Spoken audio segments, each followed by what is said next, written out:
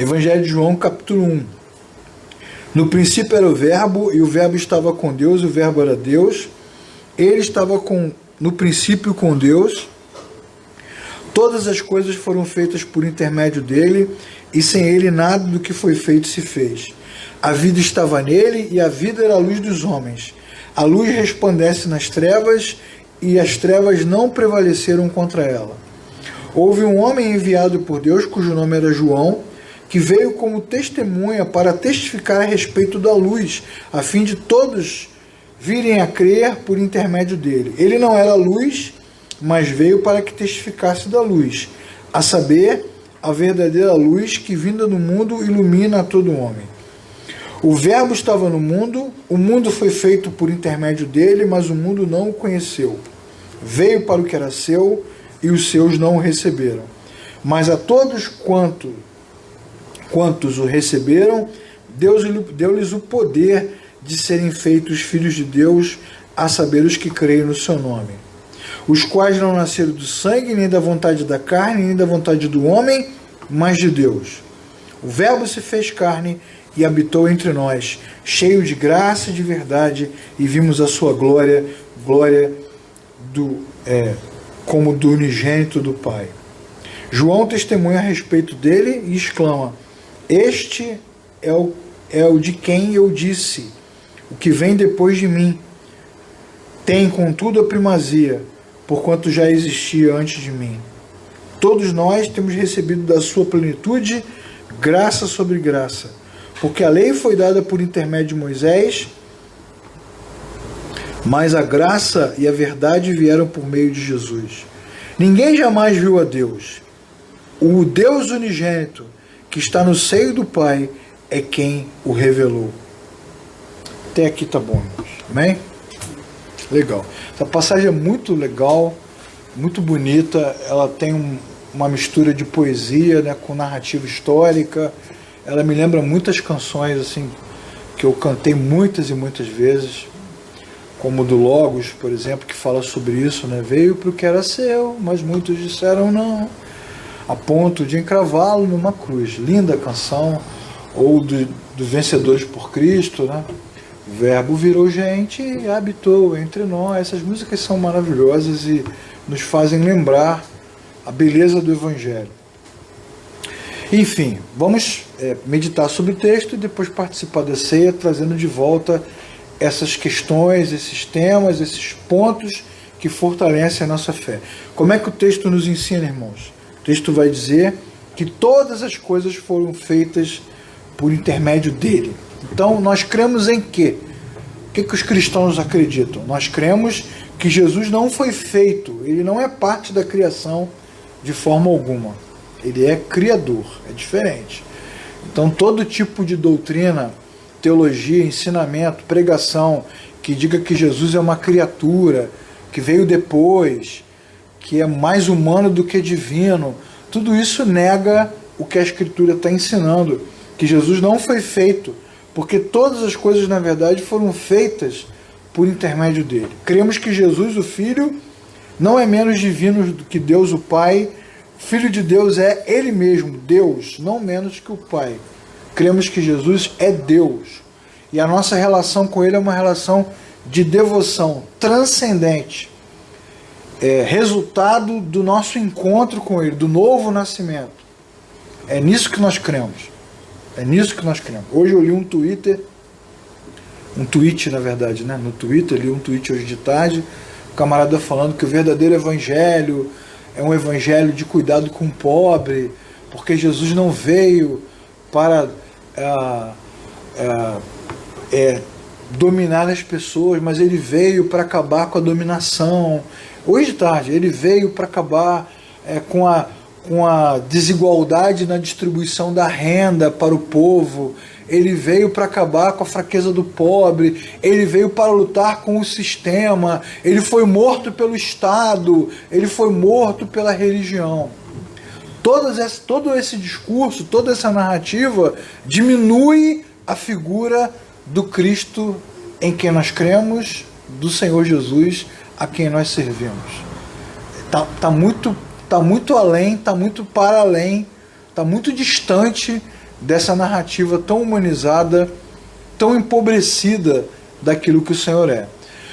Toda essa narrativa do nosso tempo contemporânea, que muitas vezes transforma Jesus num ativista social, quase igual a gente, às vezes até mais fraco do que a gente, ou toda essa narrativa um pouco mais antiga, mas também que vem até a gente, né, também atual, que coloca o diabo às vezes mais forte do que Jesus, no sentido de mostrar às pessoas que elas precisam se libertar de coisas que ficaram no passado, que precisam empenhar sua fé numa batalha espiritual constante, que precisam quebrar grilhões.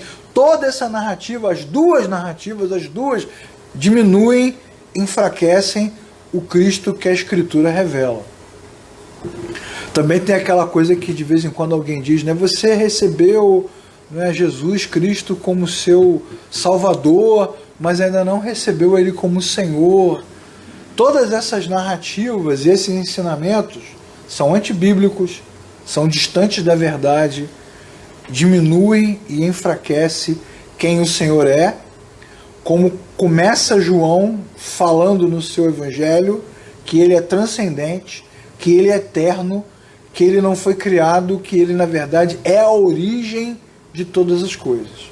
Antes que houvesse alguma coisa, Ele já existia. E cremos que Jesus é Deus, porque o nosso Deus é trino, Pai, Filho e Espírito Santo, os três são Deus, de mesma substância, iguais em poder e glória. E essa crença também é importante, para que também não se propague, não se ensine, nem se compartilhe a ideia de que Jesus era mais ou menos Deus, às vezes era mais Deus e menos homem, às vezes era só homem, na cruz ele não era Deus. De fato, algumas coisas que a Bíblia vai nos ensinar são difíceis de entender mesmo. Então, geram alguns paradoxos, algumas dúvidas. Se ele é totalmente Deus e totalmente homem, como é que ele morre, por exemplo? Deus não morre. Então, essas discussões são difíceis mesmo.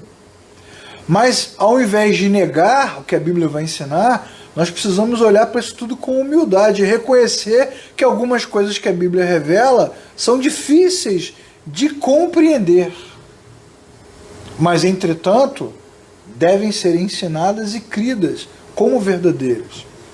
Totalmente Deus, totalmente homem.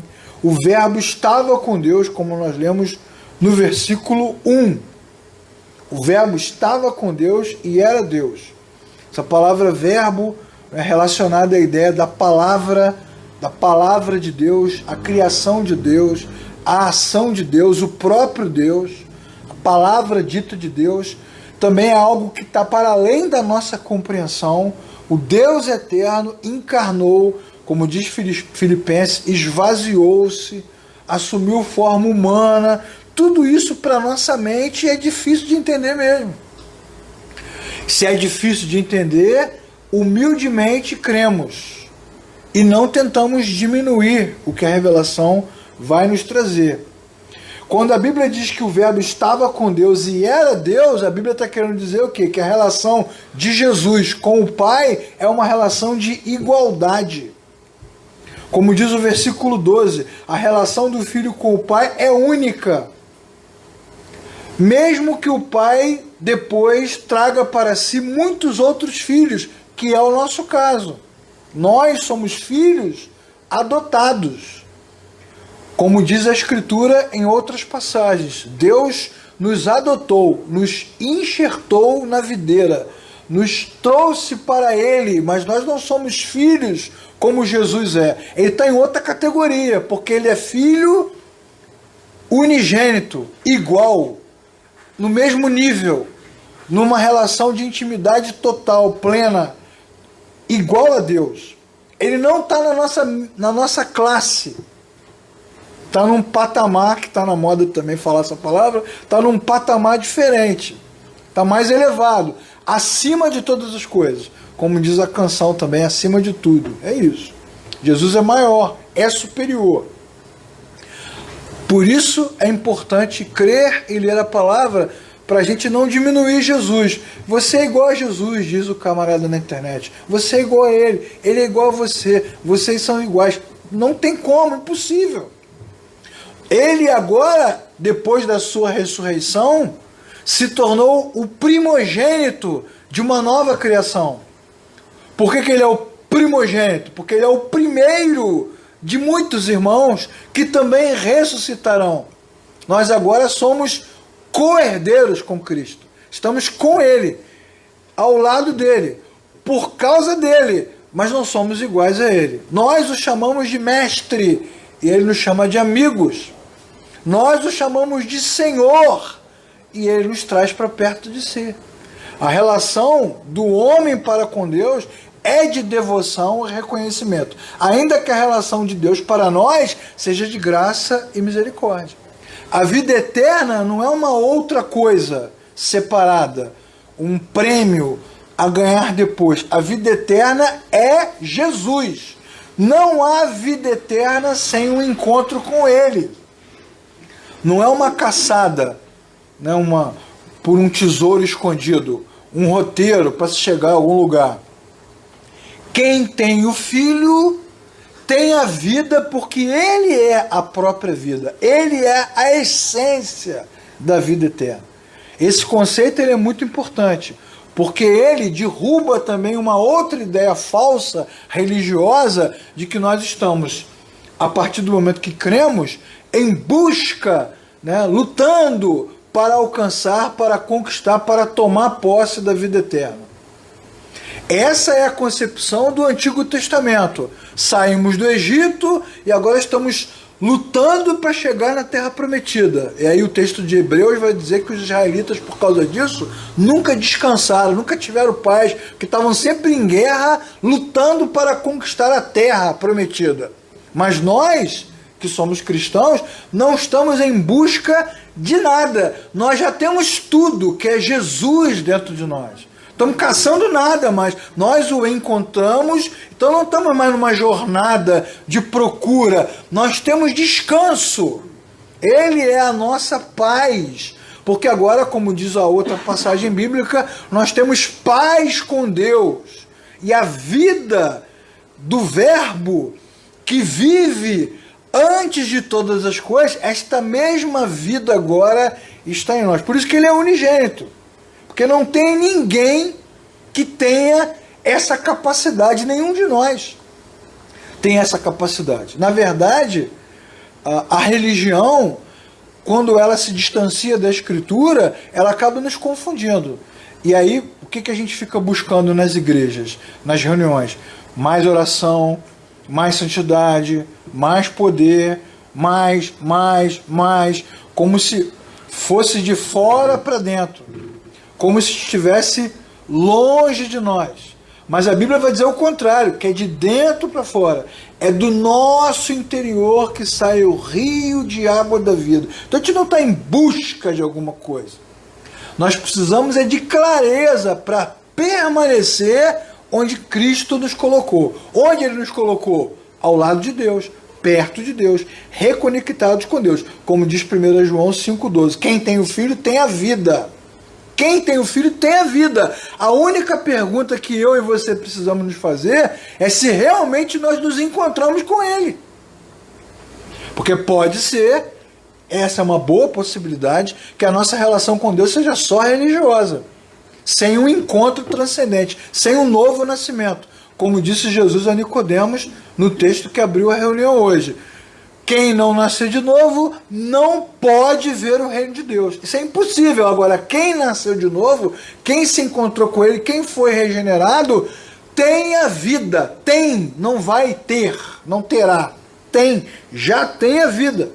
E todos quanto receberam, deu-lhes o poder de serem feitos filhos de Deus. Por que Ele deu esse poder para nós? Porque Ele tem esse poder. Não é uma coisa que eu vou conquistar. Filho de Deus nesse sentido, não no sentido criatura, né? Como diz a sua avó, né? Ah, que bom que você trouxe para mim isso, porque eu também tenho direito, né? Afinal de contas, todo mundo é filho de Deus. No sentido criatura criação, criatura, é verdade, tudo que existe foi feito por Deus. Mas no sentido da filiação, da conexão, da conciliação, da vida eterna, não. Só os que tiveram um encontro transcendente com Cristo receberam a vida e o direito de serem chamados filhos de Deus. Esse direito é dado por Cristo, por quê? Porque Cristo tem esse poder para dar. Isso não depende de sentir, me sinto salvo, não me sinto salvo. Não tem a ver com sentimento, não tem a ver com categoria, não tem a ver com jornada, não tem a ver com corrida, não tem a ver com etapas, patamares, níveis de religiosidade, não. Tem a ver com o encontro. Encontrou-se com Cristo, recebeu a vida eterna. Não encontrou-se com Cristo, não tem a vida eterna. Então, se você está aqui ou está vendo o vídeo e teve um encontro com Cristo, a vida de Deus já está dentro de você. Não tem essa dúvida. Não há margem para essa dúvida. Quem deixa a dúvida é sempre o homem. É sempre a religião que bota a pulga maligna atrás da sua orelha. A vida eterna é esta. Não sou eu que estou dizendo, não foi um livro que eu li, é o que está na Escritura. João capítulo 17, versículo 3. A vida eterna é esta, que te conheçam a ti, o único Deus verdadeiro, e a Jesus a quem enviaste. Quem que disse isso aqui? O próprio Jesus, no texto que nós chamamos de oração sacerdotal, antes de ir para a cruz. Ele mesmo falou, a vida eterna é esta. Então olha a sequência. Quem tem o Filho tem a vida, os que o receberam são filhos de Deus, e a vida eterna é esta, que te conheçam a ti como Deus verdadeiro, e a Jesus é quem enviaste. E antes de falar isso, Jesus já tinha dito o quê?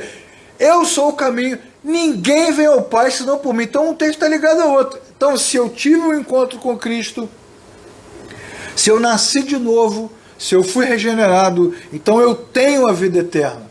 Mesmo que eu ainda não esteja na eternidade. Eu recebi porque eu creio e o Espírito de Deus entrou no meu coração. Eu não preciso chegar na eternidade para ter a vida eterna. Porque a eternidade está aí. E nós aqui vamos vivendo a eternidade 1 minuto de cada vez. Mas nós chegaremos lá. Mas não precisamos chegar lá para tomar posse. Porque nós não temos nem condição de tomar posse de nada. Nós simplesmente experimentaremos aquilo que Deus já nos deu. Esse é o conceito bíblico claro. Esse é o conceito bíblico claro. Lembra muito a passagem onde Deus conversa com Abraão. Abraão, você pode contar as estrelas do céu? Você pode contar os grãos de areia? Se você não pode contar, então vou te dar um spoiler agora profético. A sua descendência será assim. Incrível, incontável.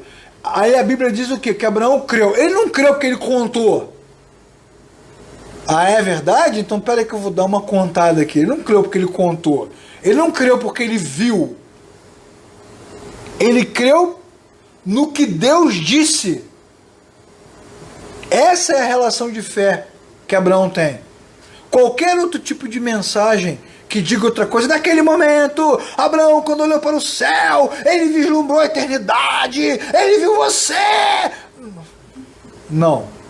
Ele creu no que Deus falou. Deus disse, eu te dou a minha palavra, cara. Pode acreditar. Ele creu no que Deus disse. Jesus é a palavra, é o verbo de Deus. Ele disse que quem crê tem a vida eterna. Então nós não precisamos esperar chegar. Nós somos crentes, nascemos de novo, o Espírito de Deus habita em nós, então nós cremos no que Jesus disse. E porque ele disse, nós temos e agradecemos a Deus por isso. Foi nisso que Abraão creu. Não creu porque vislumbrou, porque teve uma experiência profética. Ele creu porque Deus falou. A palavra de Deus tem muito poder, tem muita autoridade e muita firmeza. E em Jesus, como nós lemos no texto, o verbo virou gente, habitou entre nós e vimos a sua glória. Em Jesus podemos ver a glória de Deus, essa glória de Deus revelada em Jesus, que não nos consome. Em vez disso, ela vem com graça e verdade. Como diz o texto, o verbo virou gente habitou entre nós e vimos a sua glória cheio de graça e de verdade. No Antigo Testamento, na própria Bíblia, o que os textos vão nos mostrar? Que quando Deus aparecia, os homens morriam, ou fugiam, ou corriam, ou ficavam amedrontados, porque a glória de Deus ela é tão incrível, e tão iluminada, e tão transcendente, tão poderosa, que o homem não consegue sobreviver diante dela. Quando Moisés disse, Senhor, mostra-me a tua glória, e Deus disse, ninguém que vê a minha glória sobrevive. Está lá no texto bíblico. Não vai rolar, Moisés. Não posso te mostrar. Mas agora, se nós tivermos um encontro com Jesus, o que a mesma Bíblia vai dizer? Que vimos a sua glória. A glória como do unigênito. Ou seja, a glória de Jesus, o encontro com Jesus nos deu acesso à glória de Deus, porque Jesus é Deus. É a mesma glória. E não precisamos ver com os nossos olhos. Podemos crer que este encontro nos dá acesso à glória de Deus, que agora vem com graça e verdade para nós. Não vem mais com aquela coisa da montanha estremecendo, né? Ou fogo que consome. Não, agora ela vem com graça e verdade. O próprio texto de João diz, por Moisés veio a lei, a constatação do pecado, da ruptura, mas por Jesus vem a graça e vem a verdade. Muitos irmãos têm dificuldade de entender esses textos, e nós precisamos falar disso sempre. Por que eles têm dificuldade, irmãos? Porque eles não nasceram de novo. Isso é claro. A dificuldade que a gente tem de entender e crer é a constatação que não houve novo nascimento. Só tem a religiosidade. Então a religiosidade, ela tem dificuldade mesmo de entender essas coisas. Quem nasceu de novo sabe o que aconteceu, tem um testemunho para dar do seu encontro, e aí é o mesmo caso que eu e o Davi falamos lá na aula do Evangelho de João. É Maria, aos pés de Jesus, vaso quebrado, perfume derramado, lágrimas nos olhos. Ela sabe quem é, sabe quem era antes, sabe o que aconteceu e sabe quem está diante dela, Jesus Cristo, o Verbo de Deus. Essa é a expressão do novo nascimento. Agora, quem não nasceu de novo vai olhar para Jesus e vai ver tudo, inclusive o ativista social, como nós falamos aqui. Só quem nasceu de novo entende o que a Bíblia está dizendo. O Verbo se fez carne e habitou entre nós, cheio de graça. Significa o quê? Que Deus se aproximou. Deus conosco, seu nome será Emanuel, Deus conosco, Deus presente, se fez carne, ele é amável, ele é acessível. Jesus é a nossa propiciação, tornou o caminho para Deus propício. A graça de Deus, ela é justa, ela não é uma graça como a gente aprende na teologia, barata, que não custe alguma coisa. Ela é justa. O pecado precisa ser punido. Então nós, pecadores, deveríamos ser punidos. Então o que Jesus faz? Ele sofre a punição no nosso lugar. E aí quando ele faz isso, a morte se torna possível, o pagamento da dívida com Deus se torna possível, e aí ele então nos livra da condenação por causa da graça. Tem um preço. Então nós não somos inocentes, não somos puros, continuamos pecadores, mas agora não há nada que nos acuse, nenhuma condenação há para os que estão em Cristo Jesus. Amém, irmãos? Amém. É isso. É a graça de Deus. Não é a graça barata como a gente aprende na teologia, livre de custo. Tem um custo, tem um preço, como diz Pedro também na sua epístola.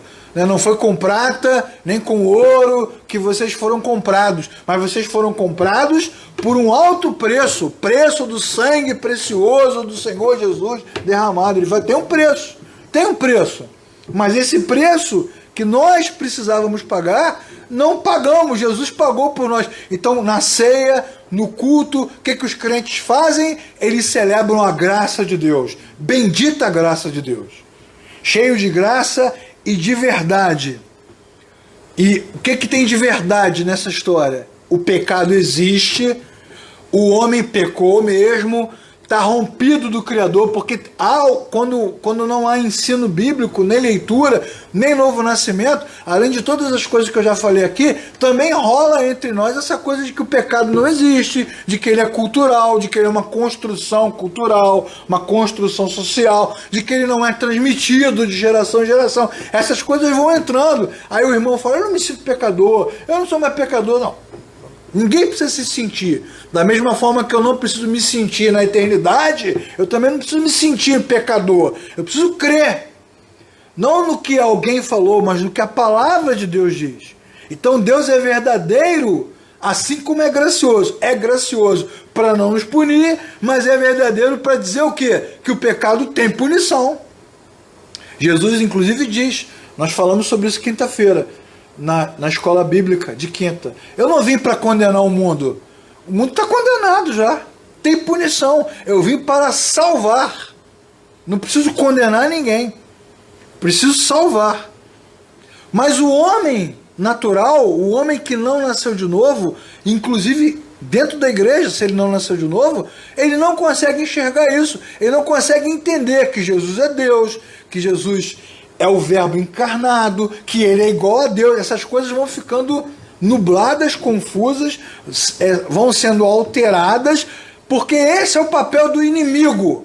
Não é nos amarrar, nem nos algemar, nem nos aprisionar, porque nós não somos místicos, nós somos cristãos. O que o inimigo faz é nos cegar, é nos confundir, é nos enganar. Como diz 2 Coríntios 4, versículo 4, o Deus desse século cegou o entendimento dos incrédulos para que neles não resplandeça a luz do evangelho da glória de Cristo, que é igual à glória de Deus, porque é um único Deus e ele é o Filho unigênito igual a Deus. Então o incrédulo, o que não nasceu de novo, não entende isso. Nesse momento, vamos fazer um recorte, vamos falar sobre glória. Os crentes adoram falar de glória, que querem ver a glória, né? Gostam de dizer glória ou glória, né? Quando eu era garoto, inclusive, dizia-se que o maluco lá morreu de comida de bicho, lembra? Porque não deu glória. Vai morrer comido de bicho, tem até a música, né? Já falamos dela aqui. O que é a glória de Deus, irmãos? Você vê que na cabeça dos irmãos, a falta de leitura e também a falta do novo nascimento, e as duas coisas transformam a leitura da Bíblia numa coisa mística. O nosso Deus não é pagão, ele não é inca, maia, asteca, não é mitológico, não é nórdico. O Deus da Bíblia é o Deus do cosmos, é o Deus eterno. Que glória é essa? E aí alguns vão dizer que é a beleza, que Jesus é lindo. Tem música aberta sobre isso. Ele é lindo, maravilhoso, estou apaixonado por ele, quero te tocar, quero te pegar. Tinha uma canção também bem antiga, que cantamos muito quando era mais novo, né? O camarada falando, sempre que eu leio sobre a história de Cristo, eu fico a pensar, né, com grande emoção no privilégio que muitos tiveram de ver o seu rosto. Não creio num Cristo vencido. O cara pensa que a ideia da glória é estética. Não creio num Cristo vencido, cheio de amargura, semblante de dor. Eu creio num Cristo de rosto alegre. Você vê que a ideia da glória é estética, cores, luz, beleza. Mas a glória de Deus não é estética, porque a Bíblia vai dizer em Isaías 53, versículo 2, que olhando para ele, nenhuma formosura víamos. Não é estética. Inclusive os textos vão dizer que Jesus às vezes sumia no meio da multidão. Então não é uma glória estética. Não é essa beleza humana, né, que a gente consiga... Você vê que o cara na música, ele não consegue conceber essa ideia. Não, meu Jesus é lindo, é isso, é aquilo, enfim. Aí o outro vai dizer, não, a glória de Deus tem a ver com poder. Se creres, verás a glória de Deus. Pega o versículo, arranca da passagem, pega só essa frase, né? Não te falei que se creres, verás a glória de Deus. Shekinah, derrama a tua glória, derrama a tua Shekinah. Cantamos a beça isso também. Queremos ver tua glória, né? Ou pega lá o texto do Antigo Testamento, né? Deus tomando conta do templo, a glória de Deus encheu o templo, né? Todo mundo quer essa glória Como se essa glória, como se essa força, esse poder místico, também nos levasse a uma relação íntima com Deus, não é? Muitos milagres. Quantas vezes eu ouvi isso? Ah, culto fraco, igreja fraca, não tem milagre. Está faltando milagre, irmãos. Está faltando poder, está faltando a glória. Todo mundo se alegra porque acha que os milagres farão diferença na nossa vida. Mas a Bíblia também vai dizer no próprio Evangelho de João, João 12, estudamos isso quinta-feira, que apesar de todos os milagres que Jesus realizou, não creram nele. Então a glória de Deus não é estética. A glória de Deus não está relacionada ao místico, aos milagres. A glória de Deus é Cristo. É a imagem de Deus em Cristo. Quem nasceu de novo já viu a glória de Deus. Quem nasceu de novo já vive na glória de Deus. E se estamos juntos aqui, todos nós nascemos de novo, mesmo que não se dê glória, mesmo que nada aconteça, quando estamos juntos, a glória de Deus está entre nós. Porque Jesus está entre nós. A glória como do unigênito do Pai. Jesus é a glória de Deus. Por isso que o discípulo pergunta, na verdade ele pede, mestre, mostra-nos o Pai. Jesus fala assim, que conversa é essa, nessa altura do campeonato? Quem vê a mim, vê o Pai. Então, na verdade, a dificuldade do discípulo era reconhecer que ele era Deus. Que ele e o Pai são um. Jesus fala isso, eu e tu somos um, que eles sejam um conosco, como nós somos um. A dificuldade dos servos de Jesus, dos liderados dele, era essa, era ter esse entendimento, porque esse entendimento só é possível para quem nasceu de novo. Se não houve novo nascimento, nunca haverá esse entendimento, e se nós não nascemos de novo, Cristo não entrou em nós. Se Cristo não entrou em nós, não há satisfação, e aí a gente fica em busca de uma outra glória, que não é Jesus. Tem uma música antiga também dos Vencedores, satisfação é ter a Cristo, não há melhor. Porque o que a música vai dizer? Que não há mais nada que nos complete, que seja necessário do que Jesus. Como diz o apóstolo Paulo, para mim o viver é Cristo. Não preciso de mais nada. Ou Salmo 23, o Senhor é o meu pastor, nada me faltará. Ou numa versão melhor, de nada sentirei falta, ou terei falta. Por quê? Porque Ele me completa. Agora, quem não nasceu de novo, quem não se encontrou com Cristo, não entende isso e pensa que a glória é mística, que ela é externa, e os caras falam, mostra-nos um sinal, e Jesus fala, nenhum sinal será dado, a não ser o que vocês têm, eu sou o pão vivo que desceu do céu, quem comer desse pão, viverá eternamente. Essa falta de entendimento, não tem a ver com teologia, irmãos, ou com pregação ruim, porque quando eu era menino, as igrejas que eu conheci, os amigos que eu tive, a gente não viveu uma época de teologia exposta, liberada, acessível, livros pra caramba. Nós não tínhamos isso não. Você ter um livro era caríssimo, era difícil o acesso. Hoje você tem tudo disponível para você. Eu tive a oportunidade, depois de velho, muitos anos depois, de conhecer vários autores, né? Desses livros que eu tenho, autores brasileiros, autores internacionais. Quando eu era menino, isso era impossível. Você não tinha acesso a nada. Nada. Então nós éramos menos crentes? Claro que não, irmãos, porque a fé cristã não tem a ver com conhecimento teológico, hermenêutico, exegético, histórico, não. A fé cristã depende de um encontro verdadeiro com Jesus. E a teologia ajuda a edificar, firmar, estruturar, fortalecer a sua fé. Mas com teologia ou sem teologia, quem nasceu de novo tem a vida eterna. Quem não nasceu de novo não tem a vida eterna. E ponto final, independentemente da linha teológica que o cara segue. A todos quantos o receberam, deu-lhes o poder de serem feitos filhos de Deus. Você nasceu de novo, meu irmão, então você pode dizer, glória a Deus. Eu sou filho de Deus.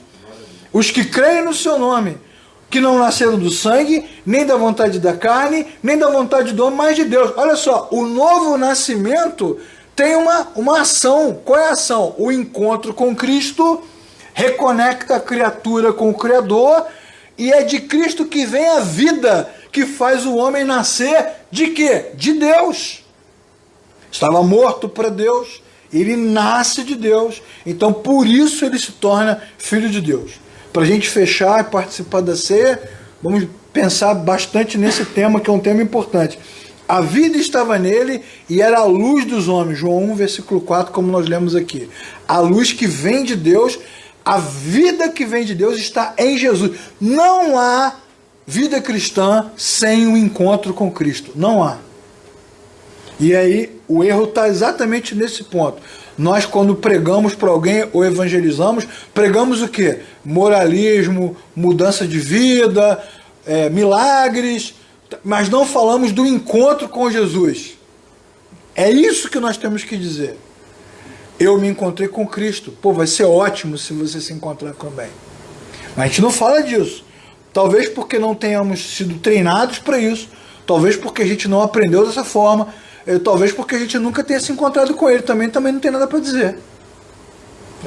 O testemunho passa exatamente pelo encontro verdadeiro, que transmite verdade, que é autêntico. Como a mulher samaritana, ao encontrar-se com Cristo no poço, ao descobrir que ele era o Messias, o que ela fez? Deixou o cântaro e foi compartilhar com todos. Encontrei o Messias. Venham, ela deu o seu testemunho. A Bíblia diz também nas epístolas, várias delas, que os testemunhos dos cristãos se propagavam de nação em nação, de cidade em cidade. Paulo fala isso várias vezes, tem ouvido as histórias, os testemunhos, os depoimentos. Só dá testemunho, irmãos, quem teve o encontro com Cristo. Todo o resto é balela, é conversa da religião. E nos impressiona, as histórias nos impressionam, as experiências místicas, mas nos falta o detalhe principal, encontrou-se ou não encontrou-se com Jesus? É isso que falta. Então a Bíblia vai dizer que a vida estava nele e que ele era a luz dos homens, por isso ele é o unigênito de Deus. A luz que vem pelo novo nascimento. Jesus fala isso o tempo todo. Eu sou a luz do mundo, João 9. Quem crê em mim não andará em trevas. Eu sou a luz. Quem está comigo está na luz. Ou como eu já falei aqui numa outra mensagem, quem está na luz, ou quem anda na luz, ou quem permanece na luz, como ele na luz está. Como diz João também, agora na sua epístola. Esse andar na luz não tem a ver com pureza. Irmão, você precisa andar na luz, porque não tem a ver com pureza. Porque se depender da pureza para andar na luz, irmãos, nós estamos perdidos. Estamos perdidos. Eu li hoje a gente estava conversando de tarde, né? Li hoje a frase de Lutero. Lutero escrevendo depois da Reforma Protestante. Por que vocês ficam se chamando de luteranos? Vocês não são luteranos, vocês são cristãos. Quem foi o maluco que pegou o meu nome, logo eu, aí ele falou um saco de coisas fétidas, ele diz. Pega o nome de um cara ridículo como eu, que não sou digno de nada, para dar nome à religião. Nós não somos luteranos, nós somos cristãos, ele diz. Lutero, reclamando da religiosidade no século XVI. Isso não é um problema do nosso tempo. Isso é um problema de sempre. Como os caras falam, nós somos, como é que os fariseus dizem para Jesus? Nós somos seguidores de Moisés. Nós somos filhos de Abraão. Ou como diz o apóstolo Paulo, né? Eu sou de Paulo, eu sou de Apolo. Aí Paulo diz, ainda bem que eu não batizei ninguém. É o quê? Torcida organizada. Cada um vestindo a sua camisa. Mas a luz que a Bíblia fala não depende da nossa pureza, porque nós não temos pureza nenhuma. A luz depende do encontro. Quem se encontrou com Cristo está na luz. E se temos dificuldades na caminhada, seja ela espiritual, seja ela intelectual, seja ela moral, temos a dificuldade, assumimos a dificuldade e nos reunimos aqui em lágrimas para agradecer a bendita graça que há em Cristo Jesus. Mas não dependemos disso para estar na luz. Estamos na luz porque Ele está na luz e Ele vive em nós. Por isso nós estamos na luz.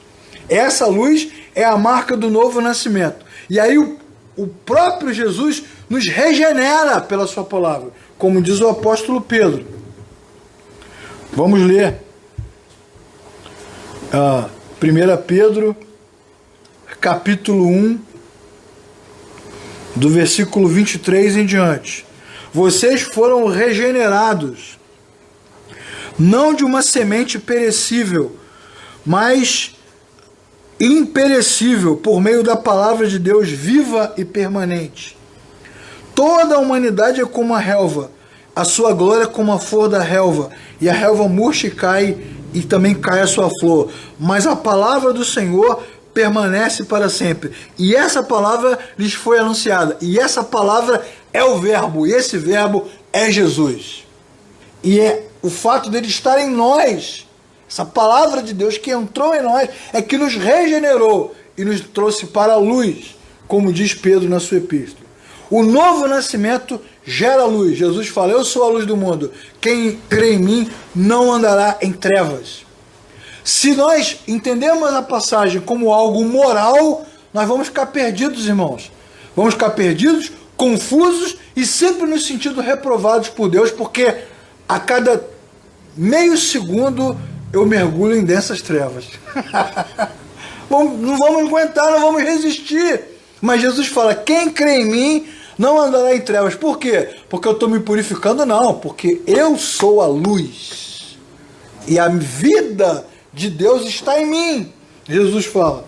Quando a mulher falou assim, eu sei que você tem poder para ressuscitar. Eu não tenho poder para ressuscitar. Eu sou a ressurreição. É a fonte da vida. Isso é muito legal, irmãos, porque a compreensão bíblica, ela nos liberta da opressão da religião. Incrível, né? Jesus vem para nos libertar dos grilhões do pecado e depois a gente fica algemado na religiosidade. Mas a compreensão bíblica nos liberta desse tipo de opressão, ela nos dá paz com Deus. É da luz de Cristo e do Espírito Santo que vem a presença de Deus na nossa vida. Então, isso responde a outra pergunta. O que é um crente espiritual? É um crente que fala em línguas? É um crente que vê anjo? É um crente que flutua? É um crente que só anda de branco? É um crente que usa véu? O que é um crente espiritual? Que não bebe, não fuma, não usa drogas, não vê futebol, não vê novela, não tem televisão? Esse é um crente? Não, irmãos, um crente espiritual é o crente que tem o Espírito de Deus. A entrada do Espírito é que nos torna espirituais e não mais carnais. O próprio texto vai explicar isso. Não é da nossa natureza que vem a vida, mas é da natureza de Deus colocada em nós. O cristão nasce de novo não porque fez alguma coisa, mas porque ele se encontra com Cristo e crê. Lembram de Abraão? Ele não creu porque contou. Ele não creu porque ele fez uma viagem no tempo. Ele não creu porque ele teve uma revelação profética. Ele creu porque Deus disse. Então nós cremos que temos o Espírito, cremos que somos salvos, cremos que temos a vida eterna, porque Deus disse que temos. E a palavra de Deus, como disse Pedro, permanecerá para sempre. Ela nunca cairá. Então cremos.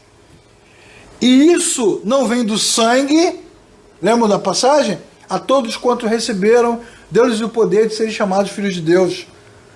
Porque não nasceram do sangue, ou seja, não vem de geração em geração, não depende do seu pai, da sua mãe, de onde você veio. Não, graças a Deus lá em casa, né, somos de uma geração de pastores. Meu pai era pastor, meu avô, meu bisavô, não tem nada a ver. Você pode ter vindo de onde veio. Pode ser de uma geração de bruxos, de uma geração de gente confusa, de uma geração, não importa. Quem encontrou com Cristo saiu das trevas para a luz. Amém, irmãos? Amém. Isso não vem do sangue. Não passa por célula, nem de mãe para filho, de pai para filho. Não nasce do sangue. Também não nasce da carne. E isso acaba com o nosso mérito. Efésios 2, capítulo 2, versículos 8 e 9. Vocês são salvos pela graça, pela fé. Isso não vem de vós. É dom de Deus, não vem de vós para que ninguém se glorie. Não nasceram da carne, ou seja, não depende do esforço. Pode se esforçar até morrer. Isso não gera salvação. O que gera salvação é a vida do Filho unigênito de Deus em nós. Como disse João 3,16. Deus enviou seu Filho para que todo aquele que nele crê não pereça. Crê em quê? No que Deus está dizendo. Deus está dizendo, eu sou a luz, eu tenho a vida. Quem crê em mim não andará em trevas. Bendita a palavra do Senhor. Não nasce da carne, não nasce do esforço, horas de oração, horas de leitura bíblica. Claro que não, irmãos. Nasce da onde? Nasce de Deus. Não nasce também da vontade do homem, não é cognitivo. Não, a partir de agora eu tomei uma decisão comigo mesmo. Vem à frente, né? Essa coisa do apelo, né? Sai do seu lugar, levante, venha correndo. Cansei de ver isso. Venha correndo, vem correndo, vem correndo. Aí o cara vem correndo pela igreja. Rápido, rápido. Aí o pessoal começava a cantar, amanhã pode ser muito tarde. Cara, pressão total. É a última chance, pode ser a última chance. O cara vem correndo. Não vem da decisão humana, vem de Cristo. Não depende da carne, nem do sangue, nem da vontade do homem, vem de Deus. E isso nos liberta. Aí alguém pode assistir esse vídeo, eu estou aqui presente, acabou o culto, eu fui embora, olha, Cleo, palhaço. Ele vem com essas ideias carnais, mundanas, por isso que a igreja está uma bagunça, por isso que a igreja, cada um faz o que quer. Por que a pessoa diz isso? Porque provavelmente não nasceu de novo. É isso. Não entra na cabeça. Quem não nasceu de novo, quem não teve um encontro com Cristo, não consegue se libertar das amarras morais. Não adianta. Enquanto não vê você, né, com uma roupa que é considerada por quem considera decente, enquanto não vê você abandonando determinadas práticas, enquanto não vê você enquadrado dentro de valores estabelecidos, ela não te vê como cristão. Mas ninguém precisa nos ver, irmãos. Quem tem que nos ver na luz é Deus. Ele é que tem que olhar para nós. É com Ele que nós temos paz. Mas as amarras da religião nos prendem. E aí existe resistência. A palavra é muito boa, muito abençoada, mas aí depois vai para casa, cada um faz o que quer. Problema de cada um, irmão. O que faz, o que deixa de fazer, para onde vai. O nosso problema aqui é outro. O nosso problema aqui é a dificuldade de crer no que a Escritura diz. Agora, quem crê tem a vida. Quem crê está na luz. Quem crê não vive em trevas. Quem crê já tem a vida eterna. Bendito é o nome do Senhor Jesus. E aí o culto fica mais leve. E aí nós nos alegramos no Senhor.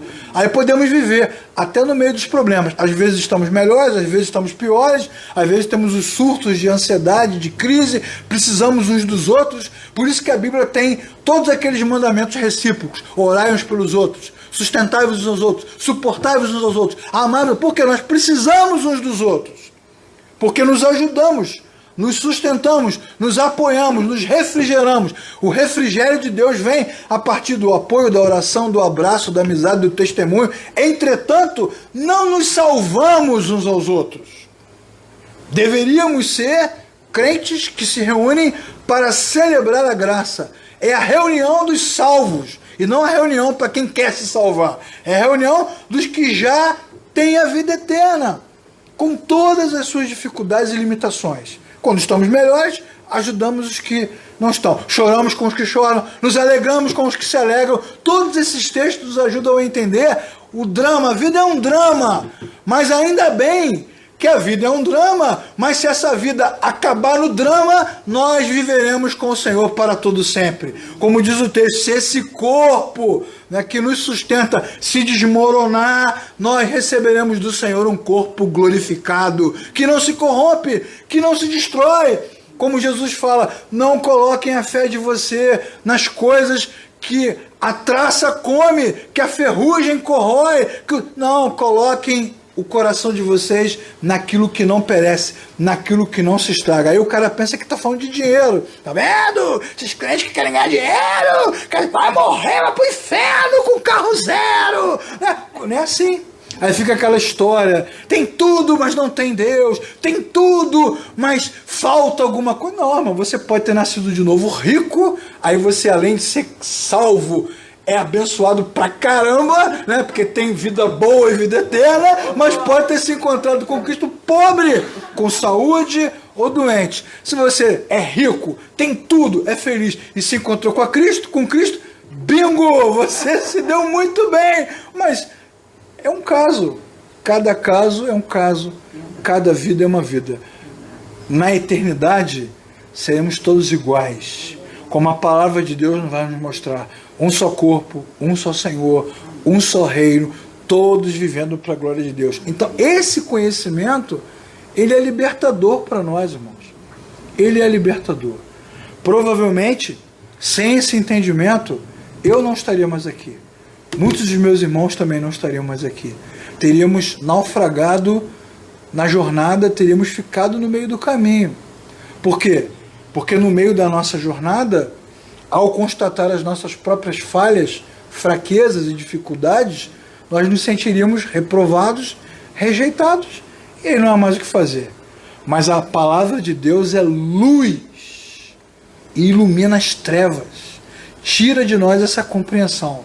As coisas continuam às vezes difíceis, entretanto, quando nos reunimos aqui em memória do Senhor, olhamos para o pão e lembramos o quê? A condenação era para mim, mas Jesus suportou no meu lugar. Bendito o dia em que Cristo ressuscitou. Olhamos para o cálice e nos lembramos de que esta aliança não é momentânea, não é temporal, é a aliança do sangue para a vida eterna. Então nós estaremos com Ele eternamente. E aí o nosso coração se alegra. Qual coração se alegra? De quem nasceu de novo. Quem não nasceu de novo continua em crise, em conflito. A ceia é uma tristeza, é um chororô, uma amargura, é um derramar de lágrimas, é um quebrantamento. Não é quebrantamento. É dor, é peso, é culpa, é pedido de perdão. Reconcilie-se com o Senhor, irmão. Chegou a hora, chegou o momento. Peça perdão. Aí o cara vai e tira do bolso um papel com todos os pontos. Não, irmãos, nós chegamos aqui pecadores, problemáticos. Não estamos negando nada, não. Estamos assumindo tudo, só que com leveza. Por quê? Porque sabemos que aquele que está em Cristo não há mais nenhuma condenação. Bendito seja o nome do Senhor. Jesus